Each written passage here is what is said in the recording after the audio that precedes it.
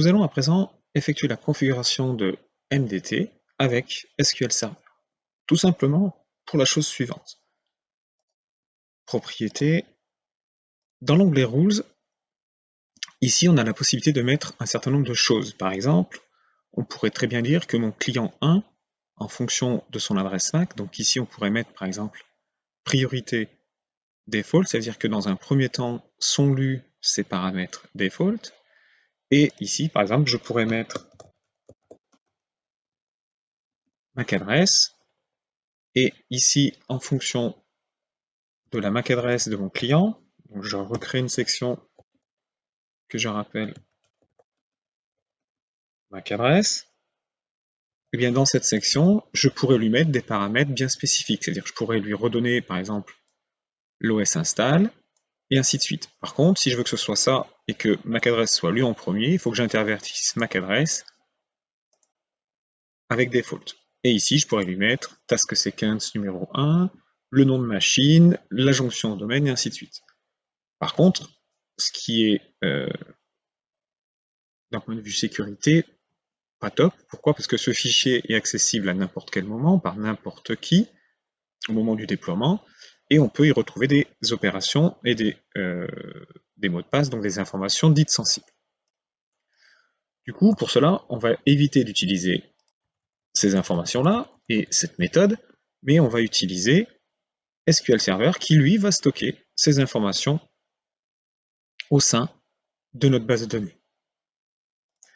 Donc, pour cela, on va aller dans Advanced Configuration, et ici, on va aller dans Base de données.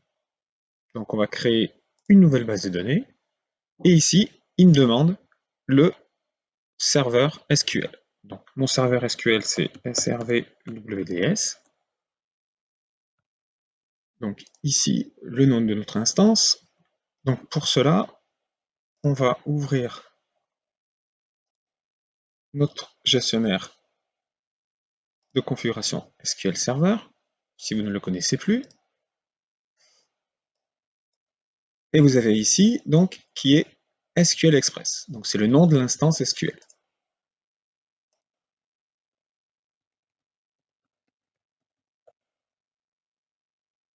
Et on fait suivant. Donc là, il a réussi à se connecter. Il me dit, est-ce que vous voulez que j'utilise une base de données existante? Je n'ai pas de base de données. Je vais donc créer ma base de données et je vais l'appeler MDT. Du moment où je vais faire ça, il va falloir créer une relation dite de sécurité entre mon deployment share et mon SQL Server. Donc ici, je vais venir mettre le SQL share qui va être le lieu et l'environnement de sécurisation entre les deux, entre mon deployment share et mon serveur SQL. Ici, on demande de mettre le nom de mon deployment share.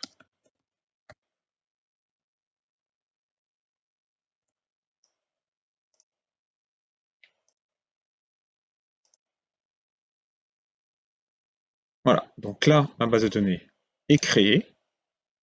Une fois que j'ai fait ça, eh bien, je vais maintenant configurer les règles.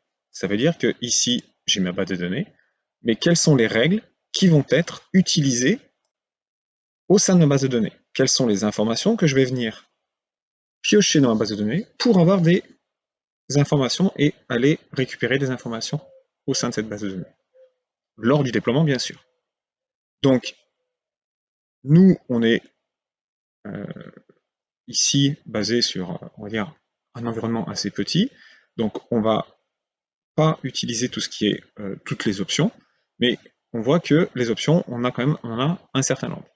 Donc, on peut être basé sur un ordinateur, sur des rôles qui sont assignés, sur des applications assignées à des ordinateurs, sur des packages installés par SMS, donc System Center Configuration Manager, qui est maintenant SCCM ou MEM, ou ici. Donc nous, ce qu'on va choisir, on va seulement choisir ces informations-là. Donc là, on est sur la partie options de l'ordinateur. On n'est pas pareil au niveau de la location, donc de l'emplacement. Donc ici, l'emplacement, on n'est pas forcément impacté. Ici, on peut éventuellement être impacté par le modèle, donc en fonction du modèle de notre machine. Au niveau des rôles, éventuellement, si on a créé des rôles, on va pas créer de rôle pour l'instant, éventuellement, et terminé. Donc là, on vient de créer l'intégralité de ces nouvelles règles. Et ça veut dire quoi? Ça veut dire que mon fichier deployment share, dans les propriétés, customsettings.ini a été totalement modifié. Avec l'ajout de mes settings, computer role, MMS settings, et ainsi de suite. Et vous voyez que je viens jouer le default en dernier. Donc lui, au cours du déploiement, eh bien, il va venir lire ce fichier et il va dire SQL Server, je vais me connecter à ce serveur dans cette base de données MDT, je vais me connecter sur mon SQL Share et dans la table Computer Settings, je vais venir récupérer les informations UID, à cette tag éventuellement, serial number et MAC adresse. Et ça pour chacun des paramètres que je viens de lister. Donc si je veux maintenant rajouter un ordinateur, je vais venir faire ici un clic droit, nouvel ordinateur, et on voit ici des informations importantes concernant l'ID, sa description. Donc, par exemple, je vais mettre mon démo 1. Alors, soit j'ai son asset tag, soit j'ai son UID, soit j'ai son serial number, soit j'ai sa MAC adresse. Donc ici, je vais récupérer la MAC adresse de mon client.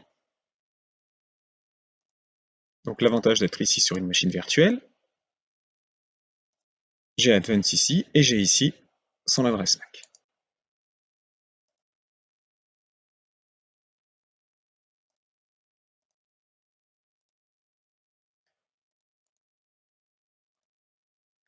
Je viens ici de mettre donc son adresse MAC. Je vais maintenant ici pouvoir mettre l'intégralité des paramètres de ma machine.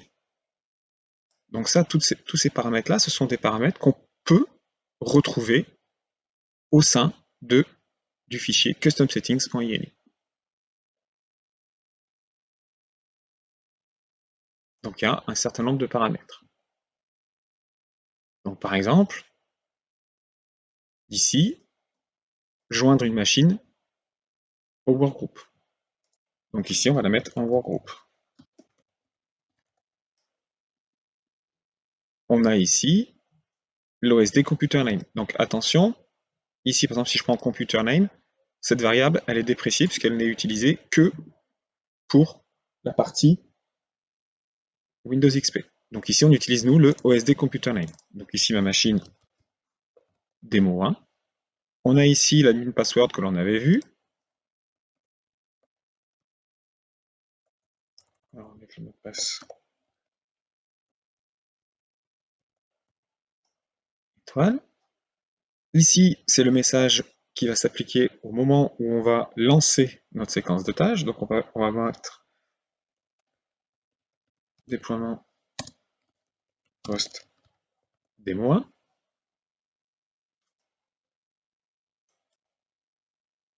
La dernière action, donc on peut mettre par exemple un logoff sur la dernière action. OS install, on est sur un yes. Task sequence ID, je veux que cette machine prenne mon ID 1. Et une chose importante, ici, on va pouvoir retrouver tous les paramètres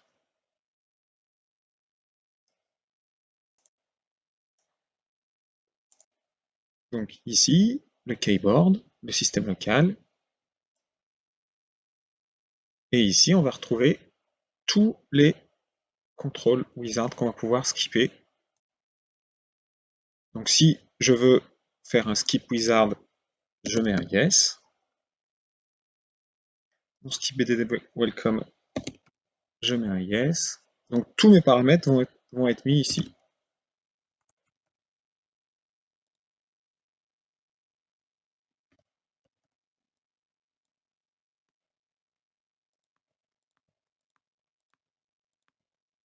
Vu que toutes les informations sont listées au sein de mon environnement, alors si on fait ça, bien sûr, il faut être sûr que toutes ces toutes ces opérations, ou du moins toutes les données qui doivent être renseignées au sein de ces paramètres, le soient bien ici. C'est-à-dire que ici, vous voyez que par exemple, skip admin password, je l'ai mis, mais skip computer name, je l'ai mis aussi. Qu'est-ce que j'ai pas mis? Voilà, tout ce qui est time zone ou autre. Donc ici, j'ai pas mis romance. Donc par exemple, je risque d'être bloqué parce que dans mon skip time zone qui est ici, j'ai mis un yes, mais si je n'ai pas sélectionné ici mon time zone et que j'ai mis un romance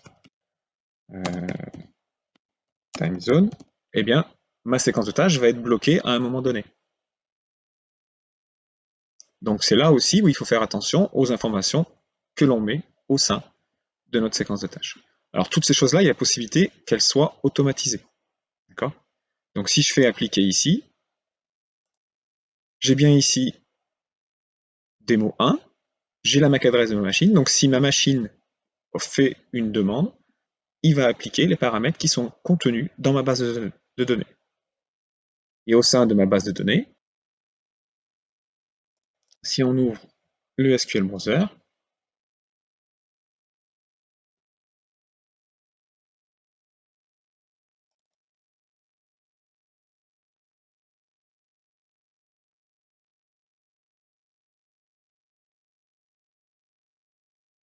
alors qu'est-ce que ça impose aussi? Ça impose aussi que l'utilisateur qui se connecte, qui fait le déploiement, autrement dit, ici, sur mon déploiement de share, on avait modifié et on avait mis, voilà, on avait mis ici l'utilisateur MDT-BA. Ça impose que cet utilisateur MDT-BA ait aussi des droits sur la base de données.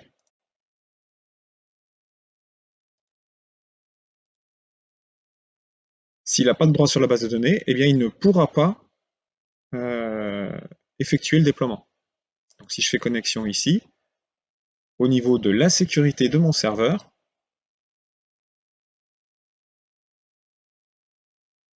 alors, au niveau des connexions, j'ai ici mon utilisateur MDTBA qui lui aussi a des droits d'administration. D'accord? Donc au niveau des rôles, public sysadmin, ma page utilisateur, voilà, qui puisse utiliser ces éléments. Et si je me connecte ici, je retrouve bien ma base de données MDT, donc qui est créée automatiquement. J'ai ici toutes mes tables. Ici, je vais par exemple retrouver, ici, si je fais un fichier, ma requête, je vais bien avoir, logiquement ici, voilà, j'ai ici la première requête SQL de mon serveur et de l'enregistrement que j'ai créé, ici. Donc on retrouve les informations, l'ID, OS install, mon démon 1 qui est en workgroup et toutes les informations.